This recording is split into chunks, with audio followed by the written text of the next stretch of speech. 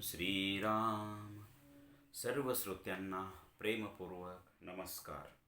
श्रोते हो, आपण स्वामी विद्यानंद यांच्या भावार्थ रामायण संक्षिप्त या ग्रंथाच्या आधारे निर्माण झालेला मला भावलेले भावार्थ रामायण अर्थात आत्मपरायण हा ग्रंथ आपण पाहत आहोत.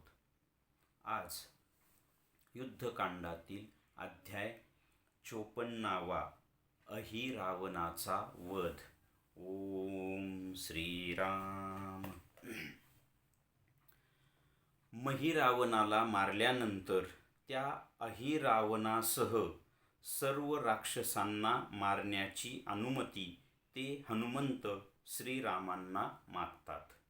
तेव्हा श्रीराम हनुमंतास म्हणतात की तू खूप कष्ट घेतलेस, आता अहिरावणास मी स्वतः मारतो. मग हनुमंत श्रीराम व लक्ष्मणास खांद्यावर बसवून रणांगणात येतात. तिथे अहिरावणाचे व श्रीरामाचे प्रचंड युद्ध सुरू होते. परंतु तिथे अहिरावणाचा एक रक्ताचा थेंब पडला की त्याचे सहस्र अहिरावण तयार होऊ लागले. तेव्हा श्रीराम हनुमंतास आज्ञा करतात की मकरध्वजाकडून याचे रहस्य जाणून घे. मग हनुमंत मकरध्वजास विचारतात. तेव्हा तो हनुमंतांना त्याच्या मातेकडे घेऊन जातो. त्यानंतर मग ती मगरी सांगते की याचे रहस्य फक्त त्या अहिरावणाची पत्नी चंद्रसेना हिलाच माहीत आहे. तेव्हा हनुमंत म्हणतात की ती चंद्रसेना आपल्या पतीच्या मृत्यूचे रहस्य कसे काय सांगेल. तेव्हा ती मगरी हनुमंतास म्हणते की ती अवश्य सांगेल, कारण ती श्रीरामावर मोहित झालेली आहे व श्रीरामासारखा पुत्र व्हावा असे तिला वाटते. आणि आता श्रीराम तर नेमकेच इथे आलेले आहेत. तेव्हा ही संधी आहे तिलाही व तुम्हालाही. मग हनुमंत चंद्रसेनेकडे जातात व दोघेही एकमेकांचे हृदयगत एकमेकांना सांगतात. श्रीराम भूगुणी रामपुत्रगा, ही तिची विनंती हनुमंत मान्य करतात. मग ती चंद्रसेना अहिरावणाच्या मृत्यूचे रहस्य सांगते की अहिरावणाने भगवान शिवाची तपश्चर्या करून वरदान प्राप्त केले आहे. त्यानुसार खाली पाताळात एक गुहा आहे व तिथे एक अमृताची कुपी आहे.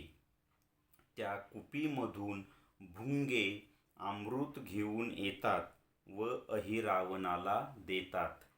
त्यामुळे त्याच्या रक्तापासून अनेक अहिरावण तयार होतात. त्यानंतर मग हनुमंत त्या गुहेत प्रवेश करतात. तेव्हा तिथे त्या अमृत कुपीच्या रक्षणाकरिता खूप भुंगे असतात. हनुमंत त्यामधील बऱ्याच भुंग्यांचा नाश करतात व मग राहिलेले भुंगे हनुमंतांना शरण येतात.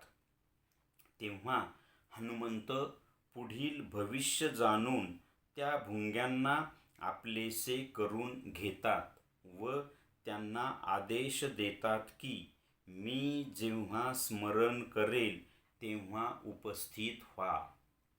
अशा प्रकारे त्या अहिरावणाला अमृत मिळणे बंद होते. इकडे रणभूमीवर त्या अहिरावणाचे व श्रीरामांचे युद्ध चालूच असते. तेवढ्यात आकाशवाणी होते की हे श्रीरामा, आता निर्वाणीचा बाण सोडा. मग श्रीराम प्रभू निर्वाणीचा बाण सोडतात व व त्या अहिरावणाचा शिरच्छेद करतात. आता आपण या अध्यायाचं राहिलेले भाग आपण पुढच्या भागात पाहणार आहोत. आता आपण याचं थोडक्यात सार पाहण्याचा प्रयत्न करूया. इथे महिरावणाचा वध झालेला आहे. त्यानंतर हनुमंत अहिरावणाचा वध करण्याची अनुमती श्रीरामांना मागतात. श्रीराम म्हणतात की तू खूप कष्ट घेतलेस, तू खूप थकलायस, आता मी स्वतः अहिरावणाला मारतो. मोठी मजेची गंमत आहे पहा की श्रीराम हनुमंतांना म्हणतात की तू खूप कष्ट केलेस. आता हे आपण साधकाच्या दृष्टीने पुढच्या भागात पाहणारच आहोत की साधकाने किंवा साधकाच्या प्राणाने एक विशिष्ट टप्प्यापर्यंत स्वतःच्या कष्टाने साधना करून यावं लागतं.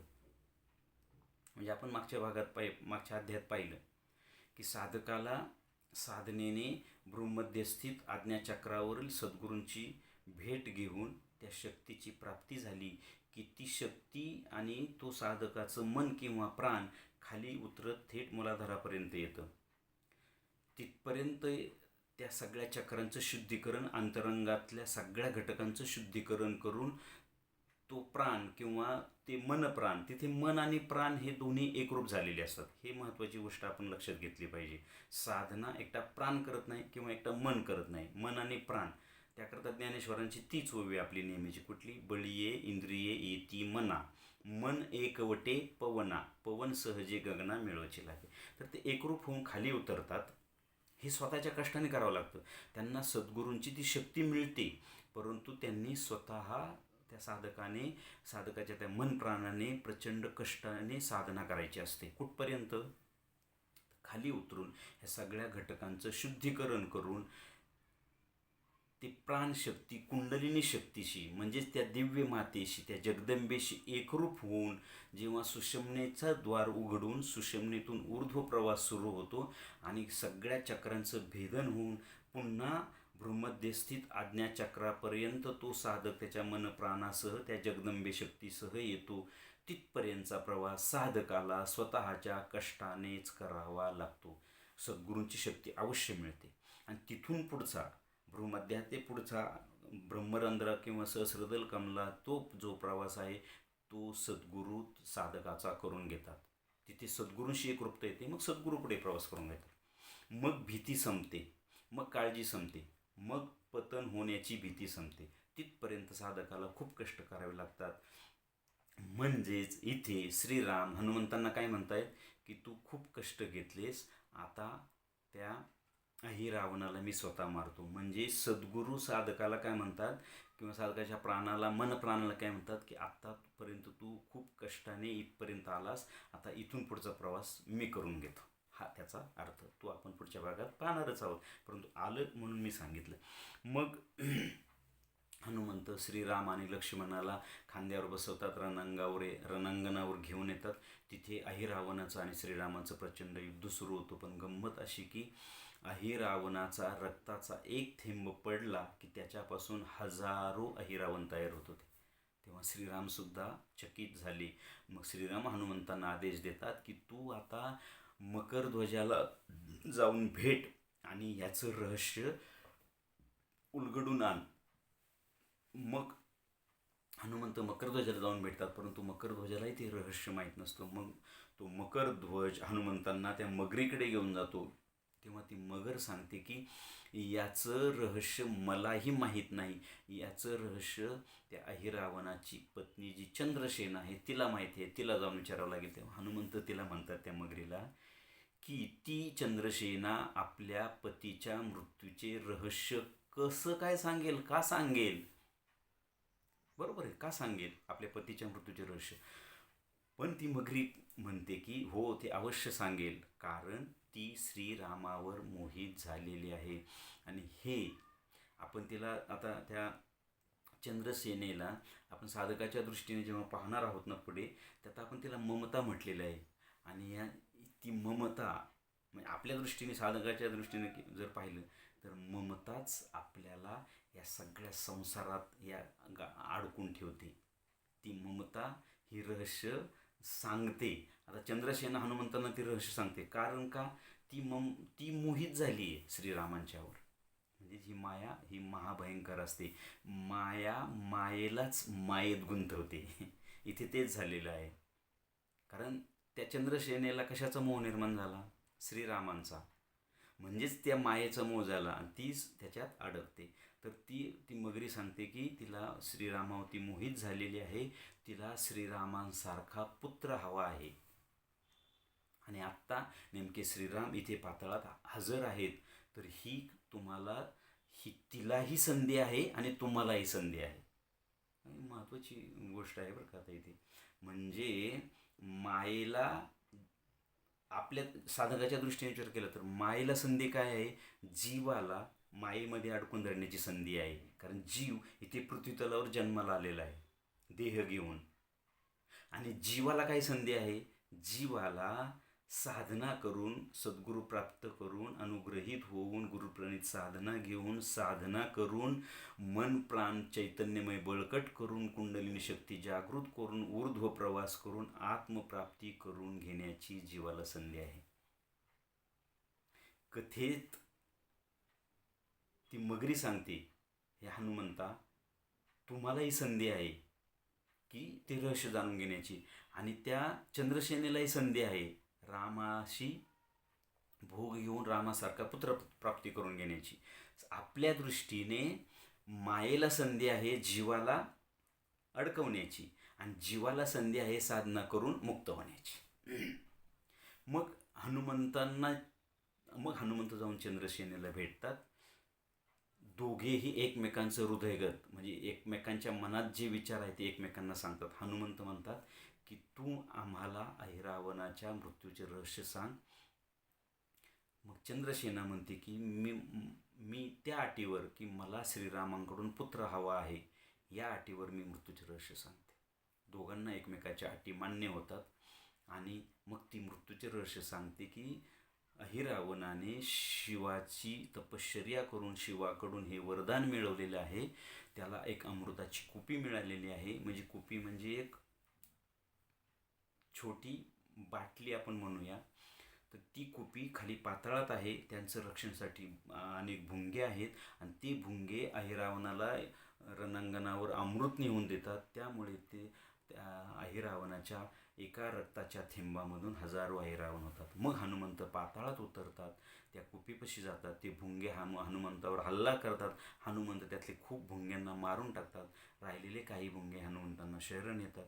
मग हनुमंत पुढचं भविष्य जाणून त्यांना अभय देतात आणि त्यांच्याकडून वचन घेतात, मी जेव्हा स्मरण करेल तेव्हा तुम्ही उपस्थित व्हायचं. त्याचा पुढे उपयोग त्यांना होतोच.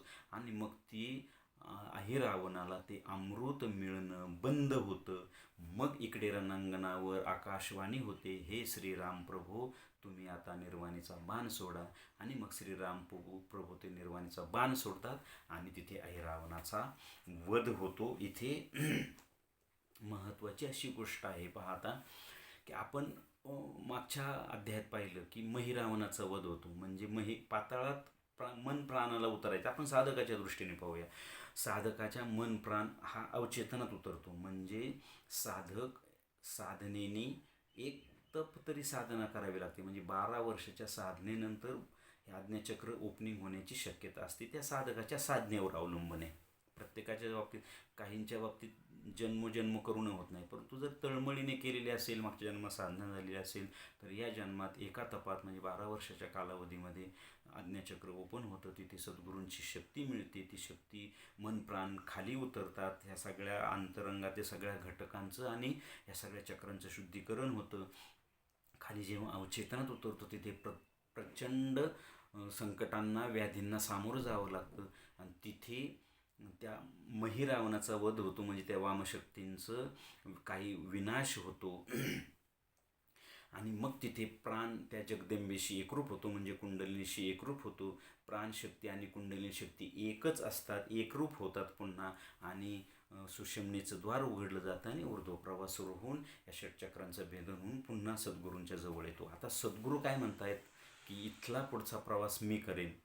श्रीराम हनुमंताला काय म्हणतात, इथलं मी आता तू खूप कष्ट घेतलेस आत्तापर्यंतचं, आता पुढचा प्रवास मी या अहिरावणाला मी मारतो. आता अहिरावण म्हणजे कोण, तर अहिरावण म्हणजेच मला या जन्ममरण्याच्या फेऱ्यात अडकणे, या भवसागरात अडकणे, या मृत्यूच्या एरझारीत अडकणे, याला अहिरावण म्हणायचं. आणि याच्यातून मुक्तता, ते सद्गुरू काय म्हणतात, याच्यातून मी तुला मुक्तता मिळवून देईन. हनुमंताला श्रीराम काय म्हणतात, की तू या शक्ती रावणाला मारलेस, म्हणजे वामशक्तींचा विनाश केलाय, तू खूप कष्ट केलेस, आता पुढचा जो अहिरावण आहे त्याला मी मारेन. म्हणजे सद्गुरू साधकाला काय सांगतात, तुला मुक्ती मी मिळवून देईन. तू इथपर्यंत आलास ना आता साधना करून, तर पुढचा प्रवास मी तुझा करून घेईन, म्हणजेच मी तुला सायुज्य मुक्ती मिळवून देईन. मुक्ती म्हणजेच या जन्ममरण्याच्या चक्रातून मुक्ती, या भवसागरातून मुक्ती, या संसार सागरातून, या मायेच्या सागरातून मुक्ती मी तुला मिळवून देईन. हे या अध्यायातील या भागाचं सार आहे असं मला वाटतं. श्रीरामार्पणमस्तु. हरिओम तत्सत. ब्रह्मार्पणमस्तु.